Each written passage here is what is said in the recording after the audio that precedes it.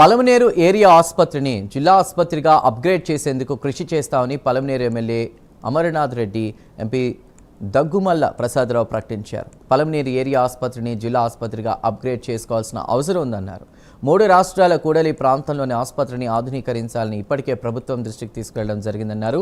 ఇక త్వరలో సంబంధిత శాఖ మంత్రితో పాటు ఉన్నతాధికారులతో చర్చించి త్వరలో ఆసుపత్రిని అభివృద్ధిలోకి తీసుకొస్తామని తెలిపారు. ఇక అంతక్రితం పలమనేరులోని ఎస్సీ బాలికల వసతి గృహంలో అలాగే ఏరియా ఆసుపత్రిలో జరిగిన పలు అభివృద్ధి పనులను ఎంపీ ఎమ్మెల్యేలు ప్రారంభోత్సవం చేశారు.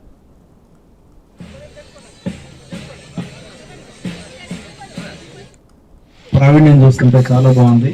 ముందుగా టీచర్స్, తర్వాత పీఈటీ టీచర్ వీళ్ళందరూ కూడా అభినందనలు. ఇంగ్లీష్ కూడా తరఫేది చేస్తున్నారు. ఈ కాలంలో ఇంగ్లీష్ చాలా ఇంపార్టెంట్, ఎందుకంటే ప్రపంచం అంతా ఒక విలేజ్ లాగా అయిపోతుంది. మన భాషలోనే మనం చదువుకుంటే ఇతర కంట్రీల్లోకి వెళ్ళి మనం పని చేయాలంటే, ఇతర కంట్రీ వాళ్ళతో మనం రోజువారీ మాట్లాడాలంటే ఇంగ్లీష్ చాలా తప్పనిసరి. కాబట్టి వీళ్ళు మాట్లాడే విధానం అఫ్కోర్స్ గైడెన్స్ ఉన్నట్టుంది. బట్ ఎనీవే ఇండిపెండెంట్గా ఎంతవరకు మాట్లాడతారో నాకు తెలియదు.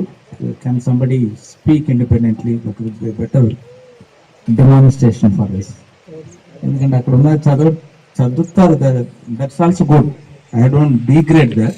చాలా విషయాలు ఎంపీ గారు క్లియర్గా చెప్పడం జరిగింది. ప్రభుత్వ ఆలోచన కానీ ఒక పౌరులుగా మనమేం చేయాలా, ఒక మేనేజ్మెంట్లో ఉన్నటువంటి ఉపాధ్యాయులు కానీ మీరేం చేయాలని.